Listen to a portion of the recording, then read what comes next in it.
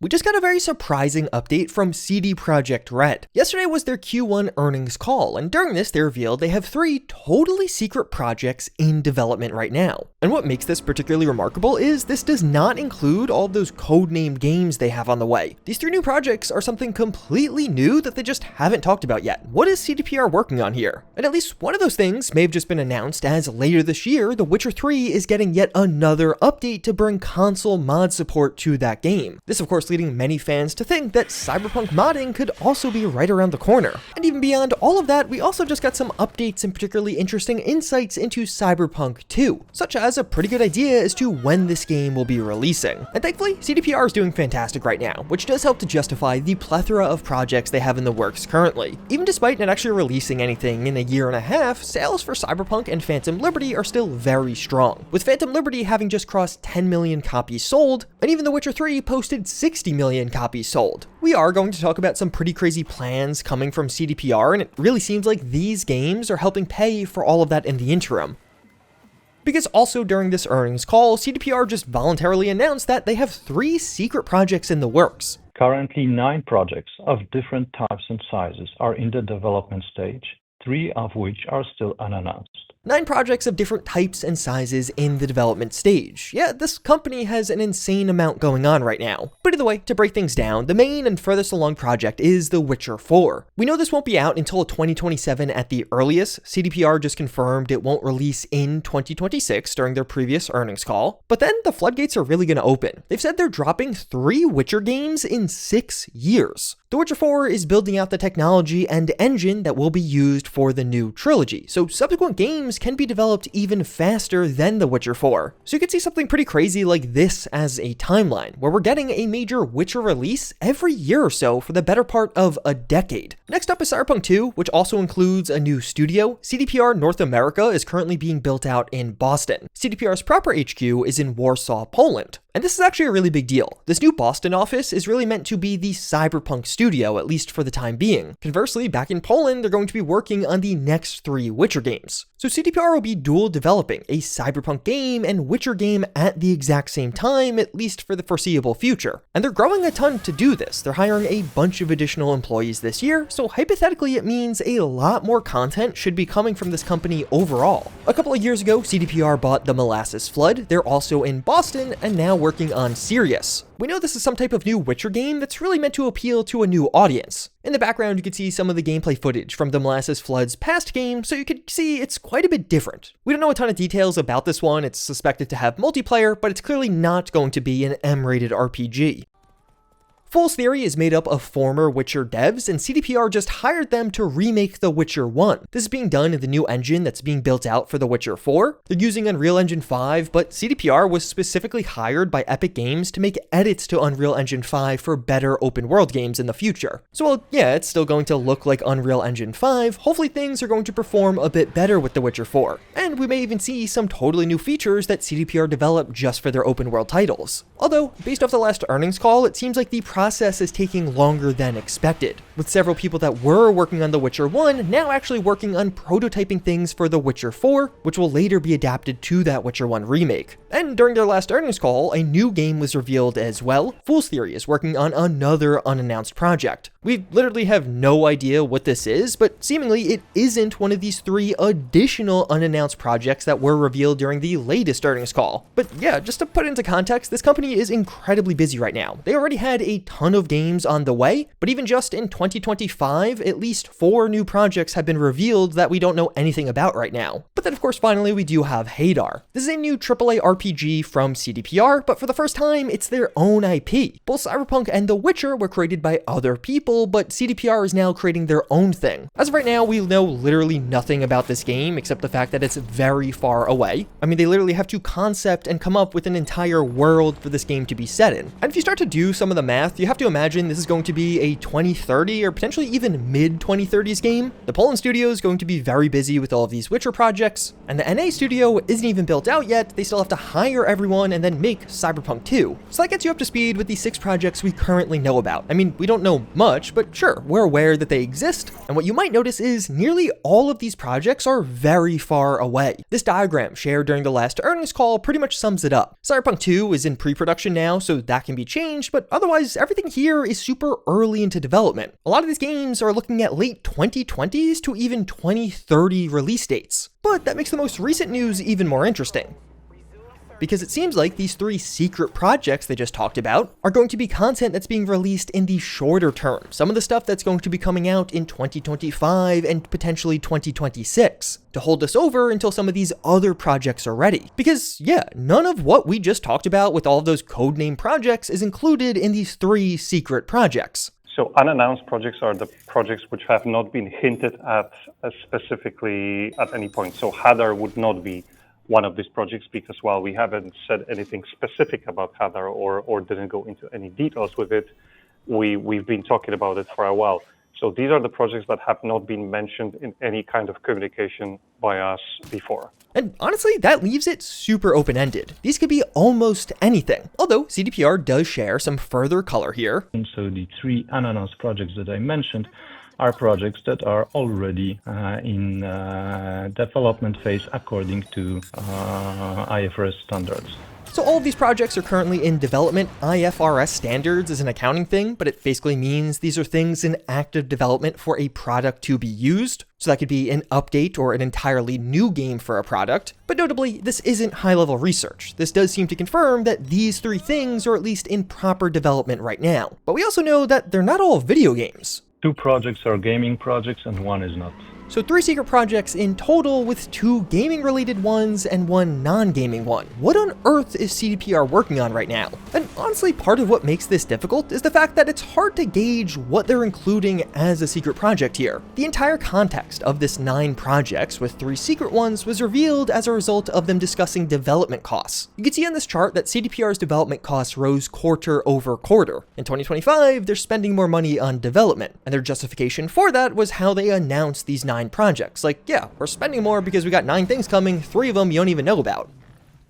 But even further, they say these are projects not mentioned in any type of communication from CDPR before. And that's where it gets confusing. CDPR in their last earnings call did technically announce they have a new partnership with Scopely working on something. Scopely's a mobile game dev, so a Cyberpunk 2077, or really just Cyberpunk mobile game in general, seems like the obvious example. But is that included as a secret project? They've never announced whatever this game is, but they did announce they have a partnership, so does that count or not? And the one thing that does seem to be clear is these 3 projects are mostly being worked on by outside studios. We have this employee breakdown for CDPR, and there are only 14 devs internally on other projects right now. But very noticeably, CDPR makes it clear that this chart does not include third-party developers. So in my opinion, the 3 projects that make the most sense here are a new major Cyberpunk 2077 update, likely adding mod support, but hopefully further features beyond that. I suspect this is being developed by Virtuous right now. They're the people that did the last Cyberpunk update that came out of nowhere, and it's probably targeting a release for the 5-year anniversary of the game on December 10th. In the past, the new CDPR CEOs have remarked how they see mods as a real value add for their games. When it comes to any future things, Cyberpunk, anything related, I mean, once we have something on our hands, we will definitely talk about that. But in general, I would indicate that community-created content by means of mods, enabled, empowered by really well-prepared tools, is something we are fond of. And we do see value in that, in how we interact with the fans. But at the same time, if a Cyberpunk update is being considered a secret project, wouldn't this new Witcher 3 mods on console update also be one? Maybe new projects just means new games and updates are excluded here, we just don't really know. I suspect the second new project is that Scopely game. I suspect it's a Cyberpunk mobile game, but this could get interesting. Scopely just acquired Niantic, the developers of Pokemon Go, and their partnership with CDPR was announced just a few months later, so maybe there is some tie-in or relevance there. But just overall, Cyberpunk feels overdue for something mobile. And lastly, for that non-game project, I just don't know. They have made it clear that Netflix is working on a new Cyberpunk anime. We know nothing else about that outside of the fact that, yeah, it's from Netflix and an anime, but I do kind of kind of imagine that's considered announced based off their criteria. We know what that project's going to be. So my best guess is it's just another anime on the way. Maybe some kind of Witcher anime is coming. This non-gaming project, though, is easily the most confusing of the bunch. I'd honestly be curious to hear from you guys in the comments. What do you make of all of this? What do you think these 3 secret projects are? But the good news is we might be finding out more soon. Next week is a bunch of the summer gaming showcases, and CDPR is confirmed to be at the Summer Game Fest presentation. Although their CEO did pop up onto Twitter to clarify this attendance, I see a bit of creative speculation in the comments section. Please remember that next week we are launching Cyberpunk 2077 Ultimate Edition on Nintendo Switch 2, so keep calm, etc., and then a winky face. Cyberpunk 2077 has been incredibly active on SteamDB, so something more like a general update to the game could be coming to go along with this. Like perhaps they just updated the game for the Switch 2 version, and then that update will come to other platforms. We also know Mac support's supposed to be coming at some point. So while it doesn't feel impossible to get a mod support announcement for Cyberpunk or something along those lines, an update for the game, if you go into this expecting a new Cyberpunk DLC or even a new game announcement from CDPR, I think you're shooting your expectations just a bit too high. The CEO tweeted this for a reason. He wants to control expectations that the main focus here is going to be Cyberpunk 2077 on the Switch 2. But yeah, on June 5th, Cyberpunk 2077 could get an update. So if you do have mods, make sure you're ready for that. Separately, we do have the massive announcement that the Witcher 3 mod support will be extending to consoles. This was a bit of a funny one in that CDPR scooped themselves on it. I personally missed it, but it kind of alerted me to the fact that in their full earnings report, which dropped on Wednesday, they do say the studio also announced that a new update for the Witcher 3 Wild Hunt will be released later this year, in which, thanks to a partnership with mod.io, mods popular with gamers will also be available on new generation consoles. That announcement was only shared on Twitter earlier today, 2 days after this earnings report, where just a lot of people didn't realize they accidentally announced it. But yeah, this is a pretty big deal. Players on both the Xbox Series S and X, as well as the PlayStation 5, will finally be able to download mods for The Witcher 3. Last year, CDPR launched mod tools on PC for the game, and some pretty cool stuff has dropped since then. Quest edits are finally widely possible and available. But there has been this overarching feeling that all of this is just too late. Lots of the modders have simply moved on from The Witcher 3, which of course is a 10-year-old game now. Conversely, Cyberpunk 2077 modding is more active, and it just feels like this all happening with The Witcher 3 is really a prototype to add it into Cyberpunk 2077, and I think eventually add it to all of their AAA RPGs. This investment is a really good sign to me. I would fully expect both Cyberpunk 2 and The Witcher 4 to launch with full-on mod support for both PC and consoles, or at least get it after launch. And just generally, this is amazing. I am really happy to see more companies doing this finally, but as far as when or if mod tools are coming to Cyberpunk 2077, it's still a bit of an unknown. There's a lot of things pointing towards probably, but there's never actually been any concrete evidence that, yeah, they're coming. And we may even know more details about Cyberpunk 2, like when it's coming out. During this earnings call, it was also announced that the Cyberpunk 2 concept phase ended a few weeks ago, and the game is now in pre-production. One analyst asked about the release window for Cyberpunk 2. He basically said if we assume 5 to 6 years of pre-production, is a 2030 to 2031 release window realistic for this game? But CDPR's response here is quite interesting to me. Our journey from the pre-production to the final release takes 4 to 5 years on average. So a little bit less than I think what you said in the question. Having said that, keep in mind that each project is unique and there are many variables that influence the final outcome. So I will not lead you into specific years, but yeah, I mean, this is pretty much how it looks. My takeaway from this is CDPR internally is expecting Cyberpunk 2 slightly before that analyst timeline. I have a feeling that 4 years from pre-production might just be the goal due to how freaking busy they are. As of right now, we know The Witcher 4 is coming after 2026, many speculating 2027, which makes sense. We heard it was in pre-production in 2022, and if they typically release games 4 to 5 years after that, yeah, that gives you 2027 for The Witcher 4. But of course, we also know that CDPR wants 2 more Witcher games out within 6 years of that. So if we just assume The Witcher 4 in 2027 after 5 years of production, The Witcher 5 in 2030 makes a lot of sense. I have to imagine CDPR will want to avoid dropping Cyberpunk 2 in the same year as a new AAA Witcher game, simply because those two games could end up hurting sales of each other. People only have so much time and money to spend with a CDPR RPG in one given year. And as such, I think 2029 is the current internal target for Cyberpunk 2, which perfectly lines up with that 4 to 5 year production timeline from when pre-production does begin. Which, yeah, if we just do the math, if they release it in fall of 2029, that'd be about 4.5 years since pre-production began, which puts it right in their estimates. Cyberpunk 2's team did grow slightly in 2025 already, but it is the main recruitment focus through the end of this year, and that does somewhat matter for all of us.